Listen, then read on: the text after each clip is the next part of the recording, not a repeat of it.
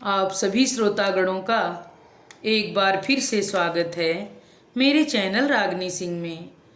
आइए आज सुनते हैं साहित्यिक कहानियों की श्रृंखला में मालती जोशी जी द्वारा लिखी एक बहुत ही खूबसूरत कहानी जिसका शीर्षक है धुली हुई उदासी। तो चलिए कहानी की ओर चलते हैं। धुली हुई उदासी। वाग निश्चय। विवाह से पूर्व वर पक्ष की ओर से वधू की गोद भरने की रस्म में चढ़ाई गई नारंगी रंग की जरी की साड़ी को मैं देर तक हाथों से पुचकारती रही, गालों से छुआती रही।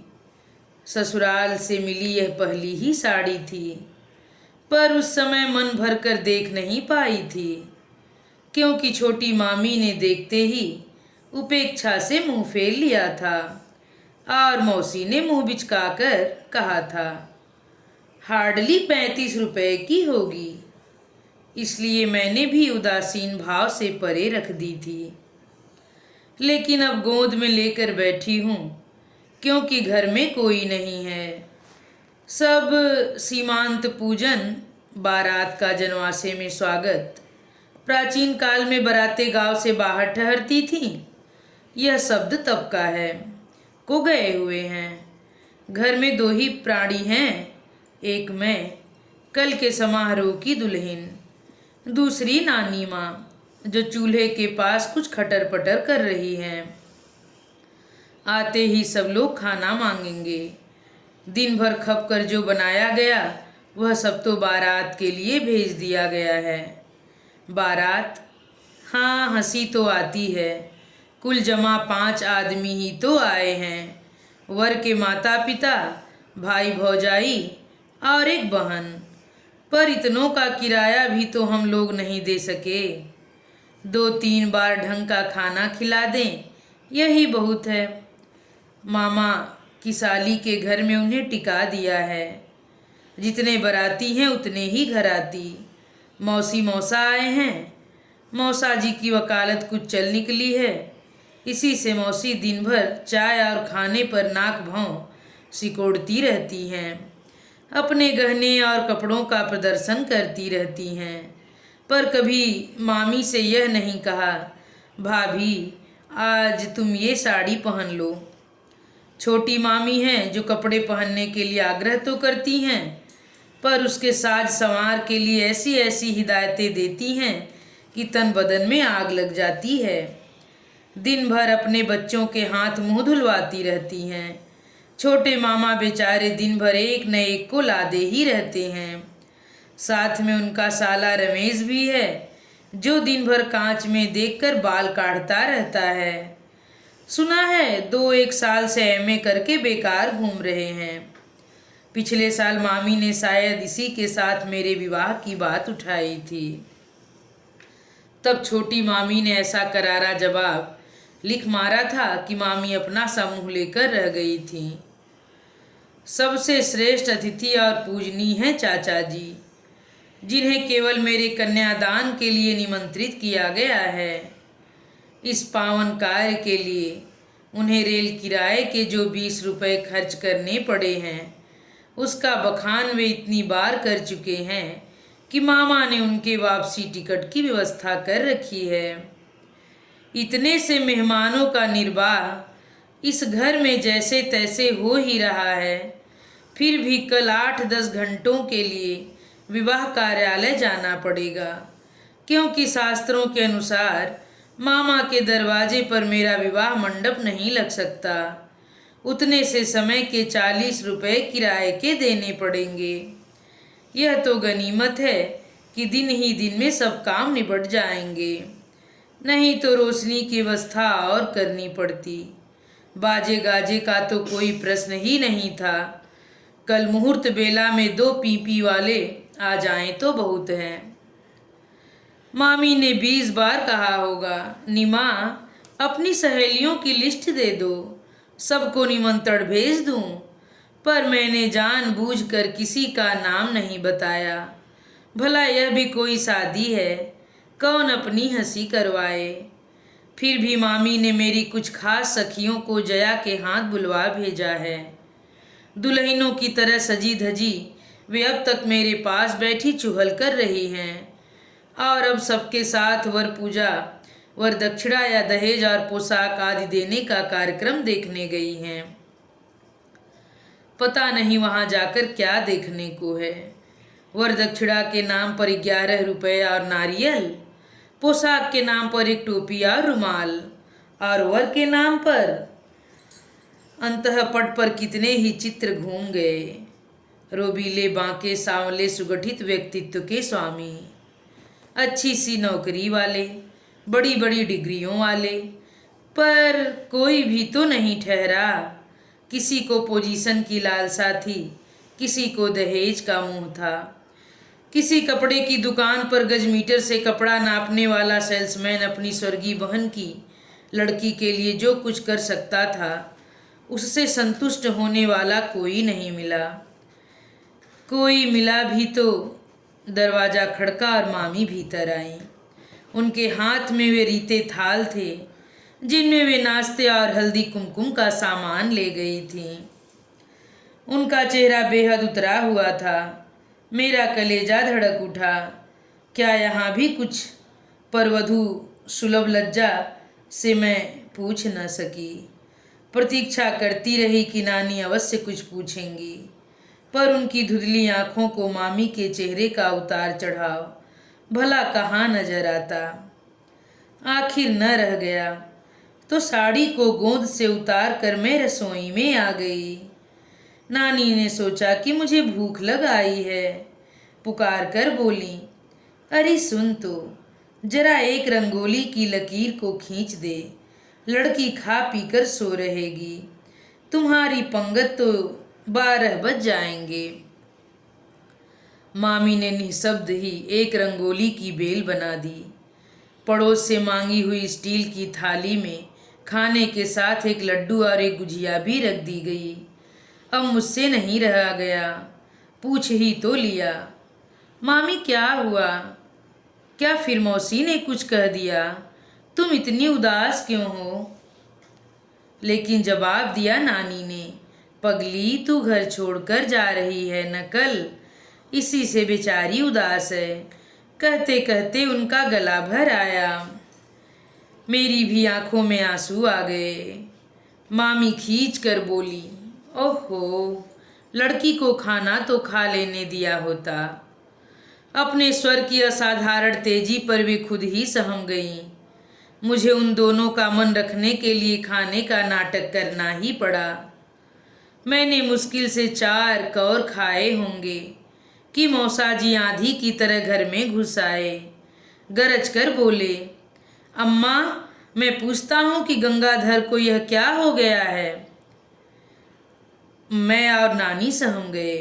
गंगाधर मामा जूते उतारते उतारते दरवाजे में ही ठिठक गए। मैं पूछता हूँ कि आप लड़की की शादी कर रहे हैं या मजाक कर रहे हैं?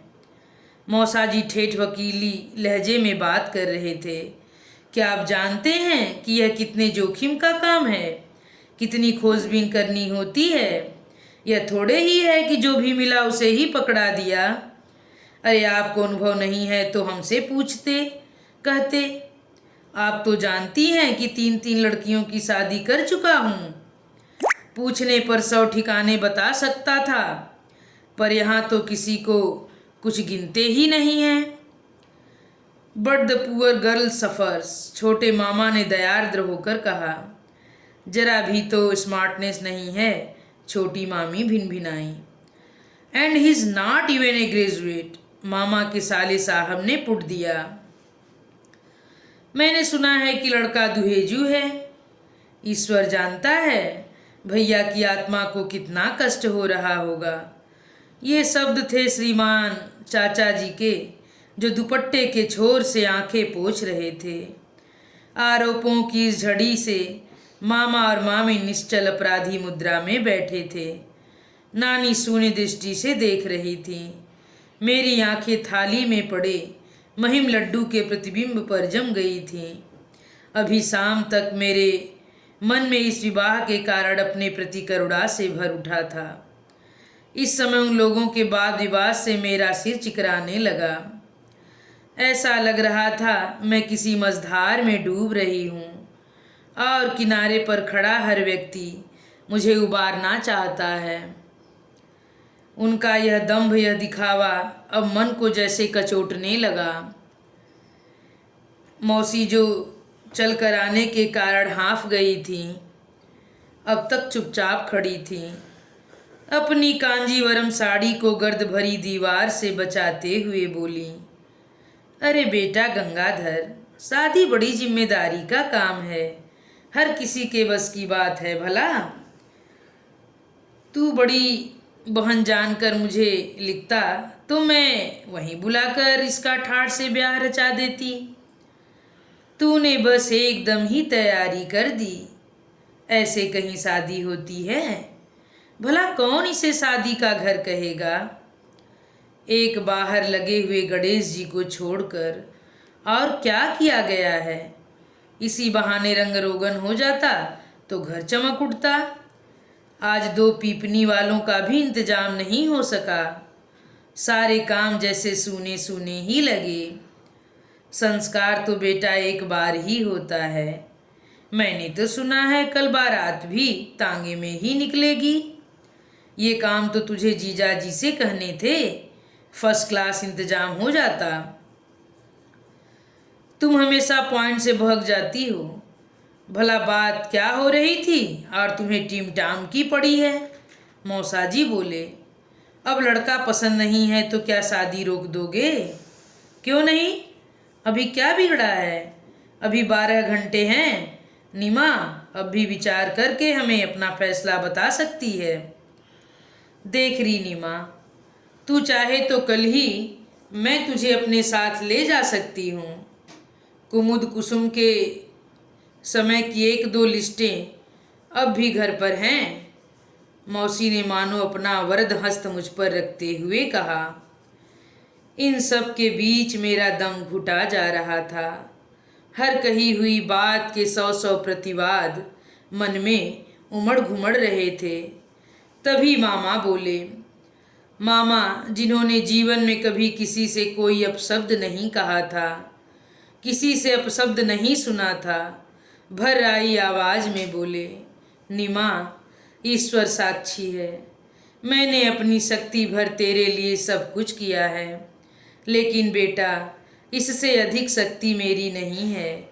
तुझे अगर सचमुच यह शादी पसंद नहीं है तो तू जीजी के साथ पूना चली जा, तेरा कल्याण हो, यही तो मैं भी चाहता हूँ। उनका कंठ रुद्ध हो गया। अब मैं नहीं सह सकी। पता नहीं कौन सी शक्ति मुझ में आ गई कि मैं छुई मुई सी नीमा बोल उठी। मामा तुम क्यों अपने आप को इतना कोस रहे हो? तुम्हारा क्या अपराध है? यही कि तुमने सब जगह ऐलान नहीं भिजवाया कि नीमा अब जवान हो गई है, इसकी शादी के लिए चंदा जुटाना है, इसलिए कि तुमने इनके आगे हाथ नहीं पसारे कि मेरे विवाह का कुछ पुण्य इन्हें भी प्राप्त हो। इन लोगों से कहो कि तुम समर्थ हो। तुमने मेरे लिए वह सब कुछ किया है जो एक बाप अपनी बेटी के लिए करता है। मैंने यहाँ क्या नहीं पाया है, रूखा सूखा ही सही पर भरपेट खाया है, मोटा झोटा ही सही पर शरीर भर पहना है, जैसे तैसे भी हो जरूरत भर पढ़ भी लिया है। तुम्हारी अपनी ही बेटी होती तो तुम अधिक क्या कर सकते थे, बोलो तो।